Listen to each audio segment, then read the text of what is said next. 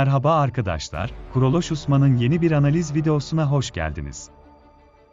Arkadaşlar, bu videomuzda Kuruluş Osman'ın gelecek bölümlerinde bizleri bekleyen tarihi bir savaştan bahsedeceğiz. O yüzden arkadaşlar videoya başlamadan önce eğer bu kanalda yeniyseniz lütfen kanala abone olun ki gelecek tüm videolarımızın bildirimleri ilk önce size ulaşsın. Yani arkadaşlar Kuruluş Osman birçok tarihi olayın bizleri beklediği noktada. Arkadaşlar ilerleyen bölümlerde Osman ne zaman Moğollardan kurtulacak?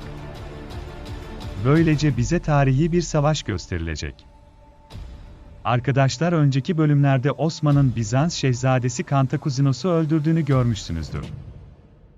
Kantakuzinos'un ölümünün bir sonucu olarak bize tarihi bir savaş, Koyunhasar Savaşı gösteriliyor. Ve arkadaşlar, analizimize göre, bu savaş Mihail Kossis tarafından Osman'a bildirilecek ve benzer şekilde bu savaştan önce Kossis'in girişini ve tarihi kötü adam komutan Mozulo'nun girişini göreceğiz. Ve Osmanlılar ile Bizanslılar arasındaki bu savaşta George Mouzalnon, Bizans İmparatorluğu adına orduya komuta edecek.